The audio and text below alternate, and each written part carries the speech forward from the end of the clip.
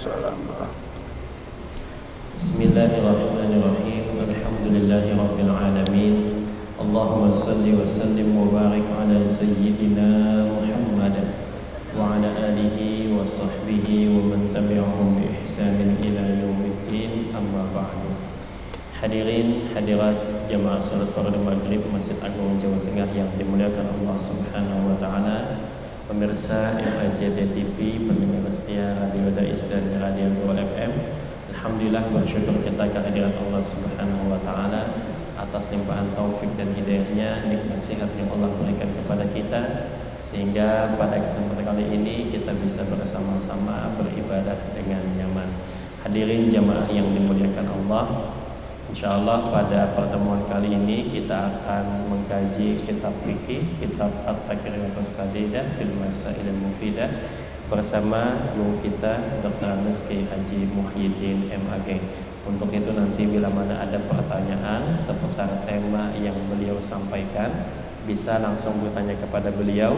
Dan bagi para pendengar yang ada di rumah maupun dalam perjalanan, bisa melakukan chatting WhatsApp 081225733157. Mudah-mudahan dengan hadirnya kita di majelis ini, Allah Subhanahu wa taala memberikan kita semua ilmu yang bermanfaat. Amin ya rabbal alamin. Ala hadhihi niyyah wa likulli niyatin salihah wa ila hadratin Nabi Muhammad sallallahu alaihi wasallam. Al-Fatihah. A'udzu billahi minasy syaithanir rajim. Bismillahirrahmanirrahim. Alhamdulillahirabbil alamin. Ar-Rahmanir Rahim. Maliki yaumiddin. Iyyaka na'budu wa iyyaka nasta'in. Ghairil Shiratal maghdubi ladzina alaihim an'amta 'alaihim. Selanjutnya mari kita ikuti kajian kitab fikih kepada guru kita Dr. Andes Kiai Haji Muhyiddin MAG. Kami persilakan. Assalamualaikum warahmatullahi wabarakatuh. Waalaikumsalam warahmatullahi wabarakatuh. Jangan numpuk, jangan numpuk. Bismillahirrahmanirrahim. Alhamdulillahirabbil alamin. Wa bihi nasta'inu ala umurid dunya waddin. La haula wala quwwata illa billahil aliyyil azim. Amma ba'du, qala rabbi shrah li sadri wa yassir li amri wa hlul 'uqdatam min lisani yafqahu qawli. Para pendengar Radio Dais dan Gaul, para pemirsa TV MAJT, dan wabil khusus para jamaah pendengar yang hadir di ruang utama Masjid Agung Jawa Tengah. Melanjutkan bacaan saya di minggu yang lalu, sekarang sampai pada sunnah dalam sholat yang ke-30. Banyak sekali yang disunahkan di dalam sholat. Ini saya akan bacakan yang ke-30. Yang ke-30, al-khusyu'u fi kulli sholati. Disunahkan khusyuk, khusyuk di dalam seluruh sholat. Kita berdasarkan kitab fikih ini bahwa khusyuk itu sunnah. Sunnah itu pekerjaan yang terpuji. Kebalikannya yang kurang terpuji itu biasa disebut makruh.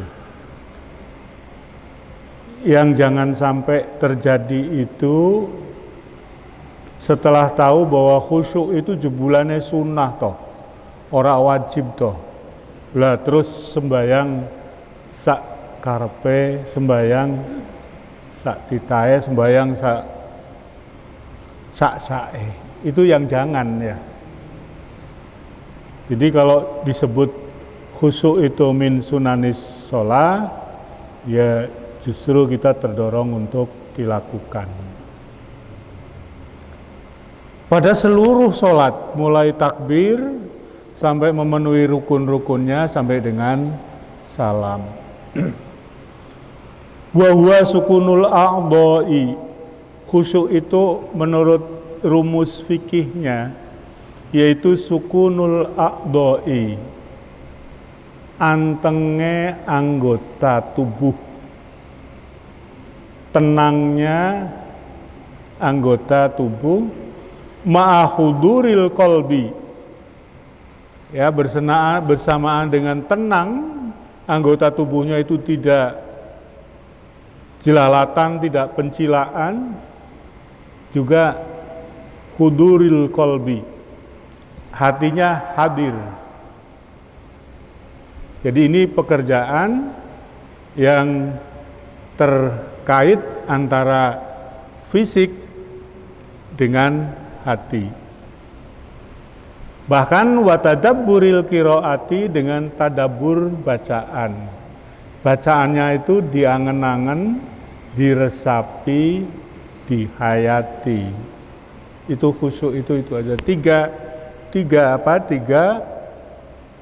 kriteria. Pertama, sukunul a'dha. Jadi sembahyang itu tenang, gerakannya tidak terburu-buru. Huduril qalbi, hatinya terbuka untuk sholat. Lalu kemudian tadabburil qiraati, apa yang dibaca itu ditadabbur. Inna sholati wa nusuki wa mahyaya, itu ditadabbur. Sholatku, ibadahku, hidupku, dan seterusnya. Di antara apa yang dibaca itu ada membaca Fatihah, ada membaca surat. Fayambagi, maka penting takalluful huduri, menghadirkan hati. Hati itu di konsentrasi, takalluf. Hati itu hadir terus, jadi jangan ingat yang lain. Ya, nanti hal-hal yang mengganggu pada huduril qalbi itu dihindari. Ada orang cerita sama saya, Pak, saya kalau sholat itu terus jadi apa-apa yang lupa tuh jadi ingat, Pak. Saya lupa mateni ledeng jadi ingat. Saya lupa mateni kompor jadi ingat. Saya lupa harus sinau bahwa nanti sore ngaji jadi ingat. Nah, yang kayak gini ini kondisi sholat tenang, menjadi orang itu menjadi ingat sama apa-apa yang lupa. Nah, tapi itu baru manfaat sepihak, ya. Yang dimaksud khusyuk itu bukan begitu, bukan lalu kemudian aku kelingan duwe utang urung bayar, no. Aku kelingan urung nagih hutang. Ya memang itu barangkali membantu sama Anda yang suka lupa itu jadi ingat setelah sholat, di dalam sholat, karena sholatnya itu tenang. Tapi khusyuk itu lebih dari itu, ya. Lebih dari itu, bahkan kalau perlu itu lupa semua, ya, lupa semua kecuali konsentrasi pada tiga hal tadi. Sekali lagi, sukunul a'dha, hudurul qalbi, tadabburul qiraah. Wa kullama tafallata, arikalane tafallat, menggok hilang khusyuknya, minhu dari khusyuk, a'adahu hendaknya ngulangi. Aku kok mau ora khusyuk, yo baleni khusyuk. Wa talabahu, dan berusaha untuk khusyuk. Aku sholat kok kelingan macam-macam, masya Allah. Ya, jadi ketika orang itu niat khusyuk, ya memang tidak gampang khusyuk itu. Lalu kemudian melengkok.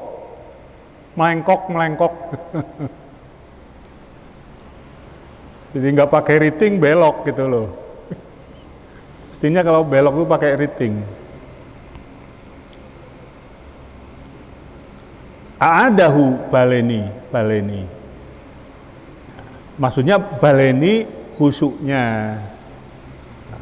Jangan sudah baca Fatihah, udah baca qiraah baleni Fatihah meneh. Ndak.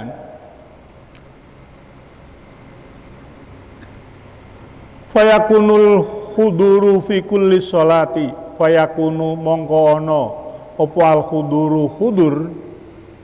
Ya khusyuk itu tadi fi kulli sholati ing dalam seluruh sholat. Artinya seluruh sholat itu seluruh kegiatan sholat min takbiratil ihram ila salam. Fa illam yastati moko lamun ora mampu sapa musolli, orang tidak mampu kalau khusyuk seluruhnya, padahal sholatnya itu lama. Ya, sholatnya bersama imam yang kalau ngimami lama, qiraahnya panjang. Nek ora mampu piye ya, nek ora mampu fa fi salasati mawadhi'a. Maka penting jangan sampai hilang nih 3 panggonan. 3 panggonan itu apa? Kama qala ba'duhum. Pertama, inda qauli wajjahtu wajhiya. Allahu akbar kabira walhamdulillahi katsira wa subhanallahi bukratan wa asila. Inni wajjahtu wajhiya. Aku menghadapkan wajahku. Inni wajjahtu wajhi. Saat itu kamu konsentrasi tenang. 1. Yang kedua, inda qauli iyyaka na'budu wa iyyaka nasta'in. Ketika membaca Fatihah sampai pada bacaan iyyaka na'budu wa iyyaka nasta'in. Ya, itu inti gitu ya, yang di situ itu intinya khusyuk. Harapannya kalau Anda sudah bisa melakukan khusyuk di dalam wajjahtu wajhiya, insya Allah nanti bisa melebar ke aktivitas sholat yang lain. Begitu juga ketika Anda mengucapkan iyyaka na'budu wa iyyaka nasta'in itu khusyuk, iyyaka na'budu, iyyaka kepadamu, na'budu kami beribadah. Wa iyyaka dan hanya kepadamu, nasta'inu kami mohon pertolongan. Yang ketiga, inda qauli assalamu alayka ayyuhan nabiyyu wa rahmatullahi wa barakatuh. Jadi ini ketika tasyahud ya.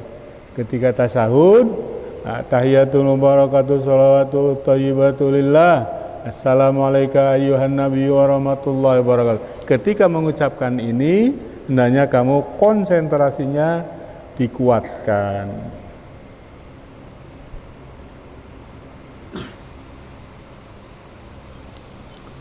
Faidatun utawi ikiku faedah. Maksudnya ini barang penting. Qala ngendikan sapa al imamu Imam Al-Ghazali rahimahullahu ta'ala, al-muhafazatu muhafazah ya, memelihara ala sholati sholat takunu iku ono bisalasati asya'a 3 hal. Jadi kalau mau muhafazah melihara sholat, 3 hal ini perhatikan, 3 hal ini pelihara. Pertama, isbahul wudu. Yang pertama, sempurnakan wudu. Isbahul wudu. Nek wudu itu ciprat kaya wong dolanan banyu. Ya wudu yang isbaghul wudu, sempurnakan mengusapnya, ya, nawaitunya, bahkan ada bacaan-bacaan tertentu. Yang kedua, al-iksaru ngakeh-ngakeh minal aniyati, membaca doa-doa fi sholatihi, di dalam sholatnya, kulliha, seluruh sholat, seluruh sejali sing diwaca akeh ki ora tertentu tok. Doa-doanya itu. Yang ketiga, takalluful khuduri. Ini tadi yang disebut khusyuk itu tadi, takalluful khuduri, menghadirkan hati. 3 hal orang memelihara sholat. Kalau 3 hal itu dilakukan dengan baik, insya Allah sholatnya terpelihara. Isbaghul wudu, al-iksar minal adiyah, takalluful khudur. Yang isbaghul wudu itu berarti khorijus sholat, di luar sholat. Al-iksaru minal adiyati fi sholati, ini ada di dalam sholat. Takalluful huduri juga ada di dalam sholat. Nomor 31, at-tazayyunu, disunahkan sholat itu tazayyun. Wat tajammulu, ya, tazayyun ini berhias. Berhias itu artinya tampil baik, tampil cara wong lanang ki tampil rapih. Ya. Apa bahasa gaulnya itu kalau tampil rapih itu?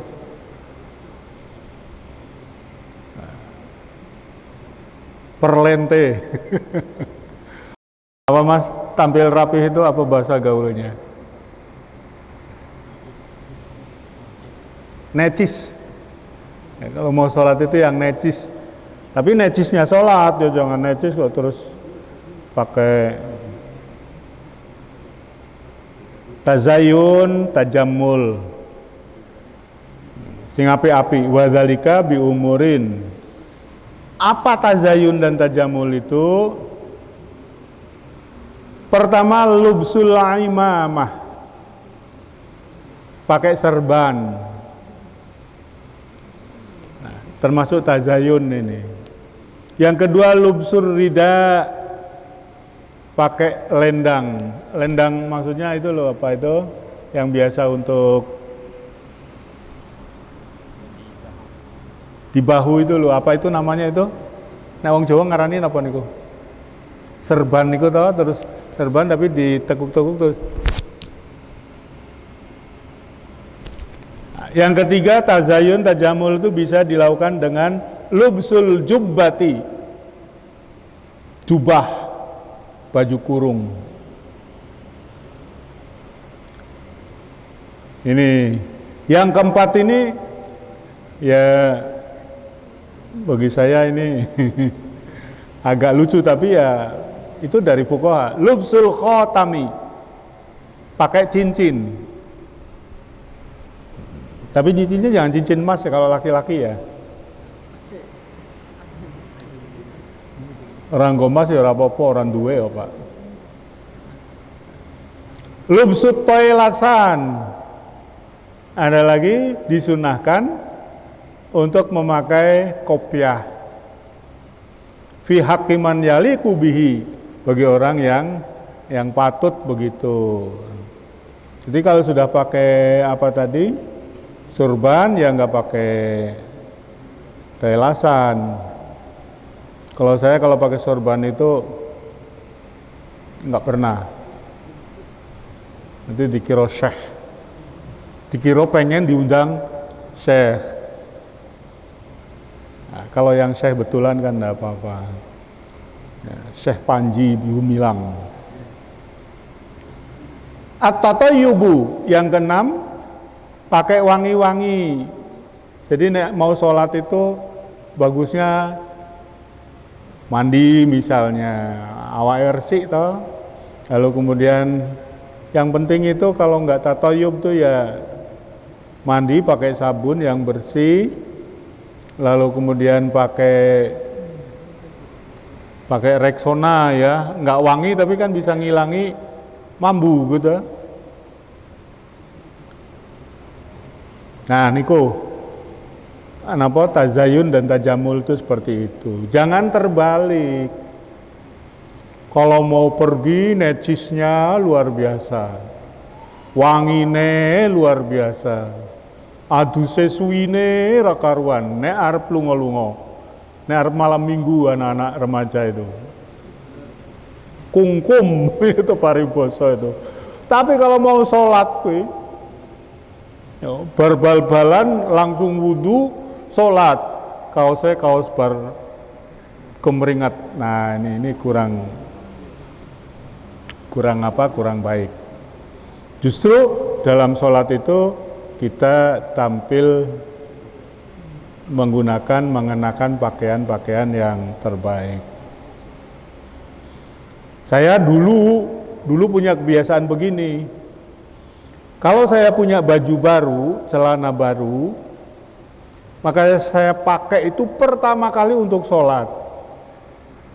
Sekarang nggak pernah punya baju baru, bajunya lama semua itu. Udah tua ngapain lah baju baru. Jadi kalau punya baju baru beli, cuci, setrika, besok mau kerja itu sebelum berangkat sholat duha pakai baju itu. Jadi baju itu pertama kali dipakai untuk sholat. Jangan baju pertama kali dipakai untuk apel malam minggu. Waduh, serah barokah blas. Jadi cari yang berkah gitu loh, nanti bajunya jadi berkah, membawa berkah. Ada pertanyaan Mas Sila? Iya.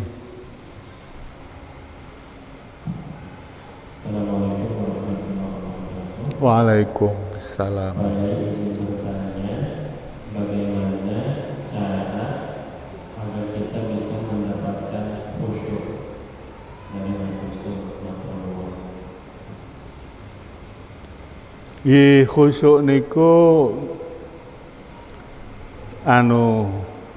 kiatnya bagaimana ya? Kalau rumusnya tadi kan itu, gerakannya tenang, hatinya konsentrasi, kemudian berusaha untuk tadabbur makna qiraah, untuk ngeling-ngeling makna qiraah.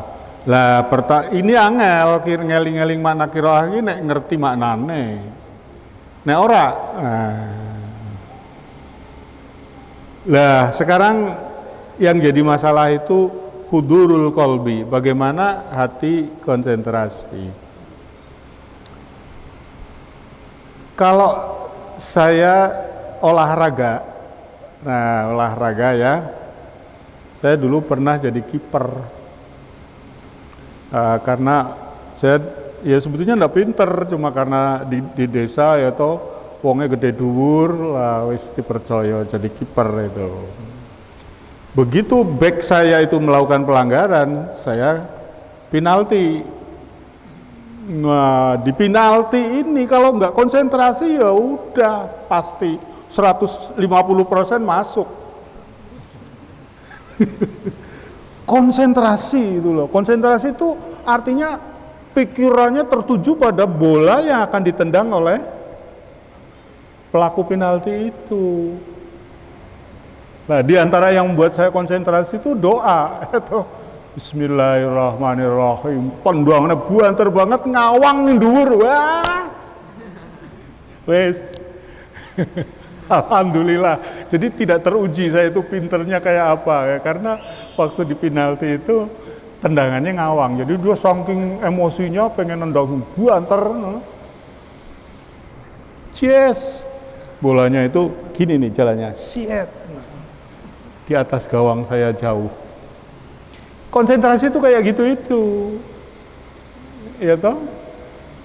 Ketika saya itu udah tua, udah nggak mungkin bal-balan ya toh, ganti badminton. Badminton itu kalau double itu harus konsentrasi betul, sebab kalau tidak konsentrasi naik dikit serobot. Jadi harus kondensasi, bagaimana shuttlecock itu tipis di atas net, tapi kemudian masuk ke garis. Tipis di atas net, tapi nggak masuk ke garis kan foul. Itu konsentrasi, gitu. Konsentrasi. Contohnya olahraga. Sampean ngapal ke Al-Quran, gitu. Hifdzil Quran, Arab setor. Orang konsentrasi, buyar. Kan mau setor itu ngapalnya sudah, tapi begitu mau setor itu kok tidak konsentrasi, bubar. Konsentrasi, pikirannya tertuju ke situ. Nah, kalau saya memberi kiat begitulah kira-kira penanya ini kalau kebetulan dia ngerti olahraga ya konsentrasi niku kados ngoten niku.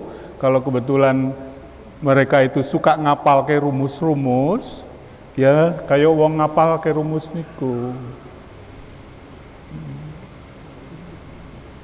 Jadi hatinya tertuju. Faktor yang mendorong orang hatinya tertuju itu kebutuhan. Ya, kebutuhan. Saya butuh sama Allah enggak? Ketika orang itu merasa butuh, maka terdorong, dia akan konsentrasi. Saya butuh sekali pertolongan Allah. Saya ini lagi menghadapi masalah berat. Orang misalnya ya toh, kena kasus. Wah, kena kasus. Atau hampir kena kasus. Supaya selamat, wong saya itu nggak melakukan, cuma nyenggol-nyenggol di TikTok gitu. Ada orang korupsi, baru duitnya dititip ke aku. Nah, kan bisa kena saya. Padahal saya nggak melakukan korupsi dan duit ini bukan duit saya, titipannya dek ini, tapi dek ini titip nih kene. Le titip supaya selamat. Kalau nggak dititipin nanti apa namanya? Tertangkap bahasa itu apa namanya? PTO. Apa? KPK itu.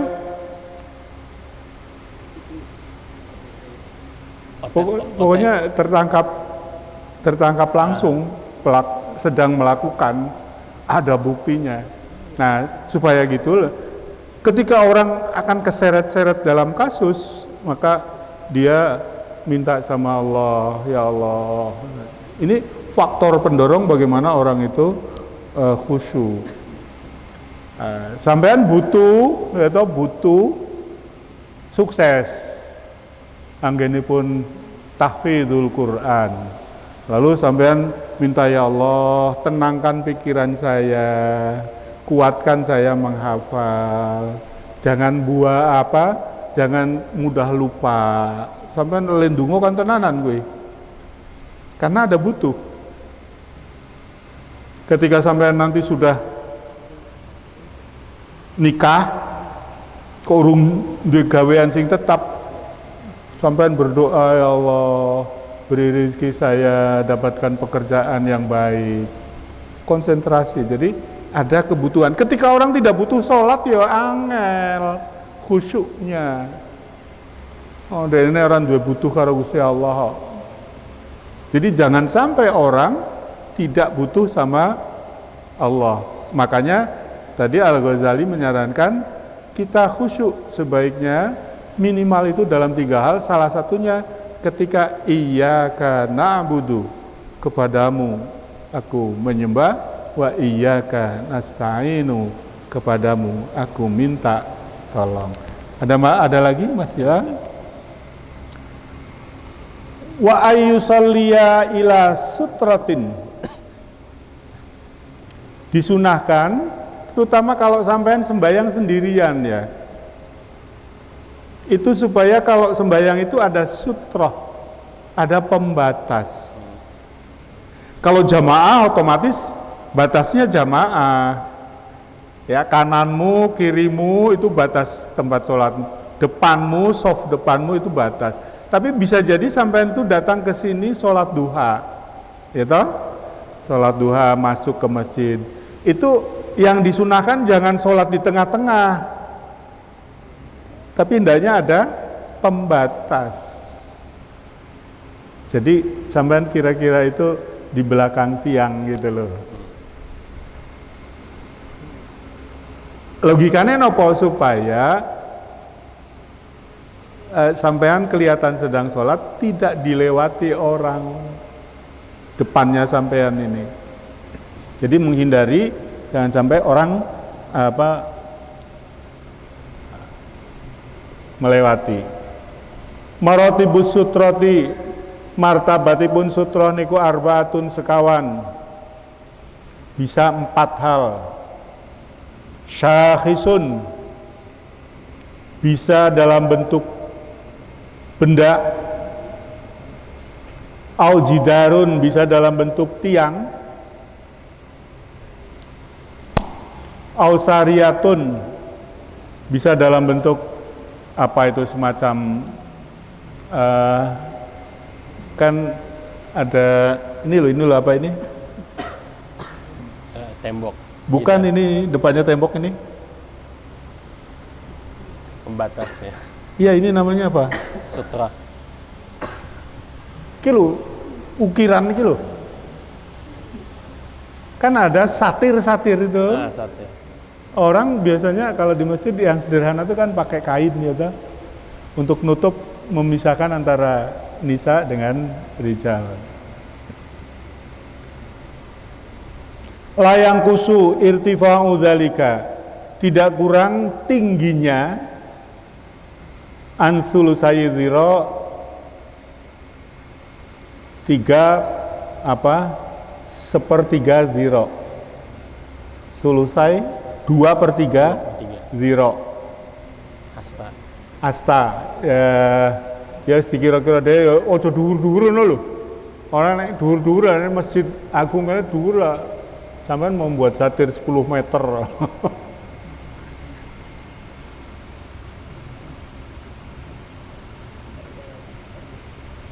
Wala yamudu, tidak jauh anhu aksara min salasati azru, 3 zira. Bisa jadi ayan siba ason, bisa jadi orang meletakkan ason. Apa itu? Tongkatnya letak ke. Ayafrusha sajadatan, menggelar sajadah. Menggelar sajadah itu artinya punya makna satir. Jadi kalau ada orang sholat pakai sajadah, lah itu batas ujung-ujung sajadah itu batas. Nah, terutama yang di depan orang sholat itu, kalau kamu lewat, nah itu jangan lewatin sajadah itu, jangan ngelangkain sajadah. Itu tempat sholat. Nah, anak-anak kecil itu biasanya seneng, jadi kalau ada lorong terus malah lari di depannya orang sholat. Karena dia asing. Dia mungkin masih asing dengan sholat, bapak ibunya belum ngajarin. Bisa jadi ayah hoton pakai garis, ya repot lah nih pakai garis.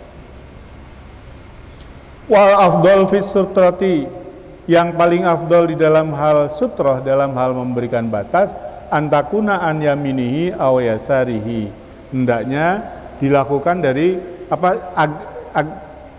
sebelah kanan sebelah kiri, jadi bukan di depannya, sebelah kanan sebelah kiri. Jadi kalau meletakkan tongkat ya, kalau saya berdiri menghadap sana sholat, tongkatnya ditaruh di sini. Nah, itu kalau sholat sendirian di tempat yang terbuka. Kalau udah jamaah ya lain.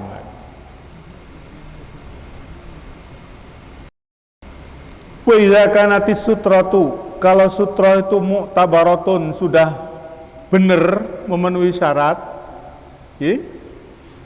fayahrumu, maka haram al-murur,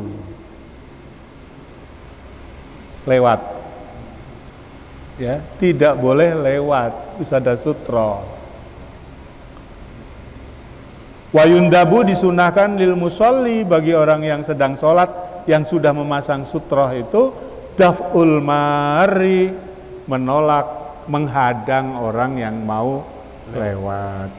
Jadi kalau ada orang sudah sholatnya sudah ada sutroh memenuhi syarat, orang lewat ke situ itu haram. Jadi anak kecil itu harus diajarin bahwa tidak boleh. Ya, tapi tetap dengan ramah ya, supaya anak itu nggak kapok ke masjid. Nah, sedangkan bagi yang sholatnya itu disunahkan. Jadi biasanya begini, kalau saya lagi berdiri sholat, ada orang mau lewat kok nekat di depan saya, nah saya gini. Nanti dia paham. Kalau dia nggak paham, malah tanganku ditampel. Waduh. Cuma itu akan sulit terjadi di area tawaf. Biasanya habis tawaf 7 keliling, orang disunahkan di multazam, di dekat makom Ibrahim. Wah, di situ rebutan sholat iya, orang lewat yang tawaf juga iya. Jadi kalau lagi zahmah, lagi penuh gitu, yo wis sholatnya mundur wae. Jangan mendekat ke tempat makom Ibrahim itu. Makom Ibrahim itu bukan makam kuburan, itu loh yang kayak kurung itu. Jadi tempat Ibrahim berdiri ketika awal mendirikan Ka'bah. Ka'bahnya Ibrahim zaman dulu wis ganti tuh.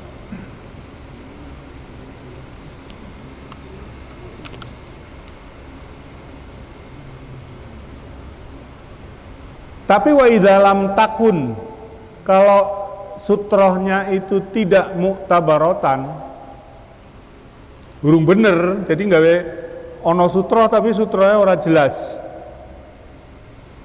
Fayukrahu al-murur, maka murur lewat di situ itu hukumnya hanya makruh. Wala yajuzu, tidak boleh lahu daf'ul mari, tidak boleh menolak orang lewat. Jadi apa meneh orang ono sutro, nggawe sutro tapi orang genah gitu. Nggawe sutro kok jejer persis fisik awake lah. Oh ya ora sutro lah. Sutro itu kan tujuan utamanya itu supaya tidak ada orang lewat.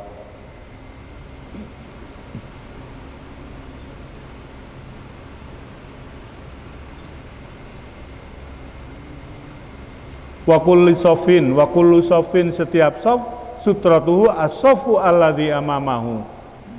Setiap sof itu sutrohnya adalah sof yang di depannya. Wa sutratus sof was-soful awalu, sedangkan sof yang pertama sutratuhu sutratul imam. Sutrohnya itu adalah sutrohnya imam. Waya juzu, tadi idealnya ya begitu ya, ndak boleh lewat. Waya juzu boleh, al-mururu lewat ma'awujudis sutrati, bareng-bareng onone sutra. Jadi ada sutra tapi boleh murur fi arba'i halatin, dalam 3 hal. Pertama, idza kana fi harami Makkah. Idza kana ari kalane ana apa itu wujudis sutra fi harami Makkah, di Masjid Haram Makkah Al-Mukarramah. Wis kira berlaku. Boleh fi fi mahalli tawafi, khususnya di tempat tawaf. Nah, orang menyebutnya matofun, tempat tawaf. Fi mahalli tawaf faqat.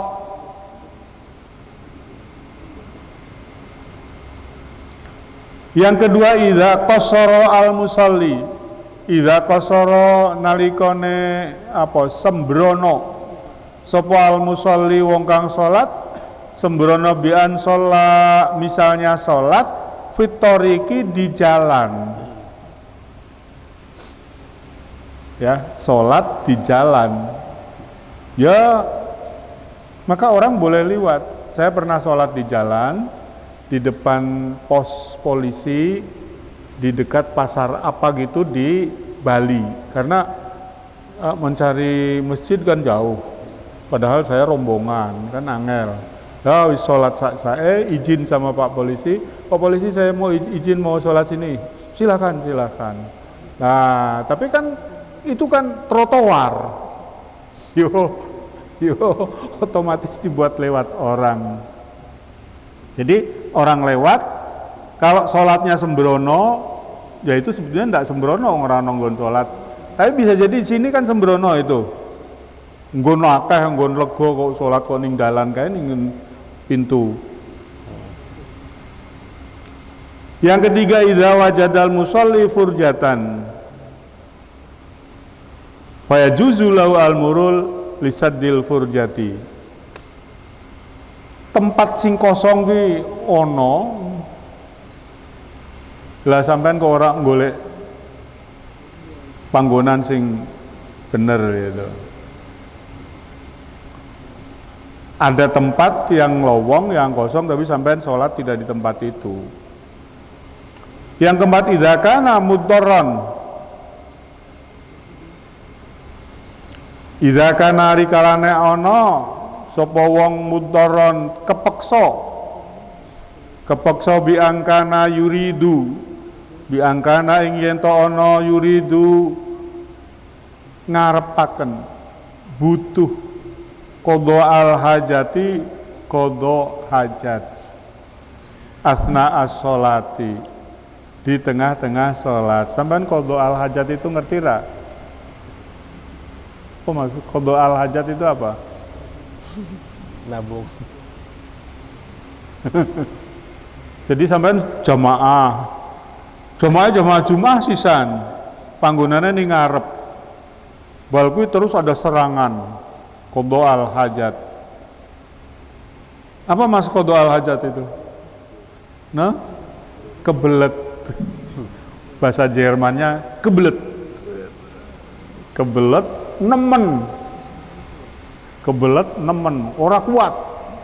Lah itu namanya muddarron, kepaksa. Sampean ngeliwati wong salat ora apa-apa daripada sampean BAB di situ ya toh. Mendol-mendol ning celana dalam, lah masjidnya mambu ra karuan toh ya. Ya. Qada al hajat itu bisa jadi juga pipis, orang nggak kuat menahan pipis. Ada teman saya yang sekarang itu, Pak saya itu 1 jam nggak kuat menahan pipis, jadi kalau ada acara lama, ya otomatis pamitan. Dikirone ono acara penting liyane atau ora gelem melu acara, padahal itu nggak tahan. Kalau sampean-sampean kan masih muda, klepe ci apik-apik ngono lho. Nek wis sepuh, klepe iki kendo. Jadi ora tahan. Nggih. Ngoten, mari kita akhiri dengan bersama baca hamdalah alhamdulillahirabbil alamin. Wallahul muwaffiq ila aqwamit thoriq. Assalamualaikum warahmatullahi wabarakatuh.